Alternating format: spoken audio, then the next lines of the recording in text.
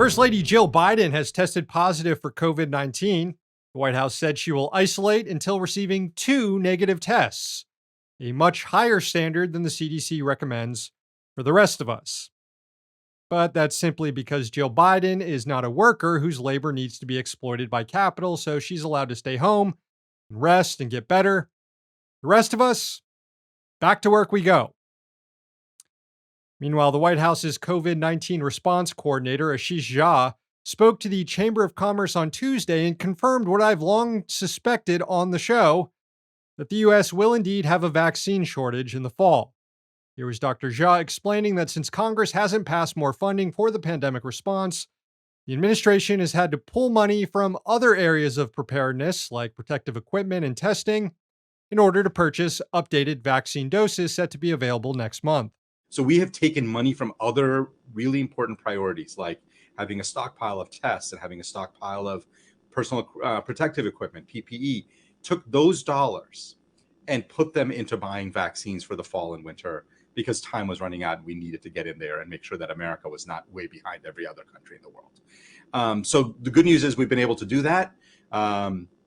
We're still working on trying to pull more resources from other places. I would like to get to a point where every adult in America who wants a vaccine can get one. I'm hopeful we will be there. We're not quite there yet in terms of how many vaccine doses we've been able to buy.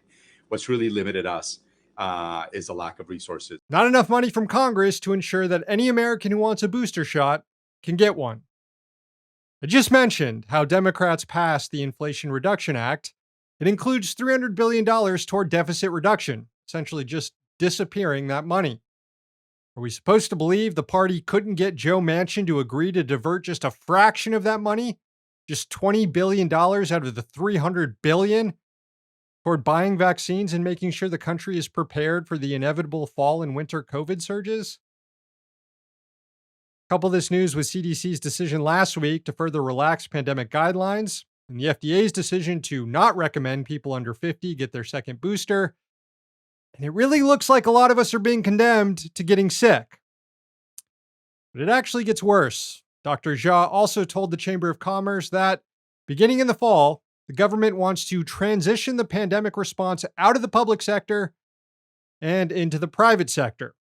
No longer will the Biden administration be purchasing vaccines, tests, and treatments and distributing them for free to people who need it.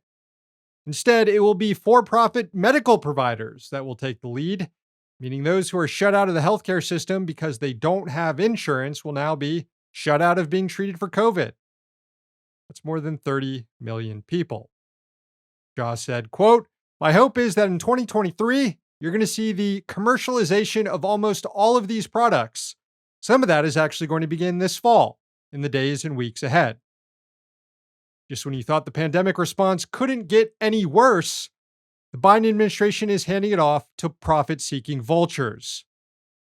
But I suppose that is a return to normalcy, isn't it?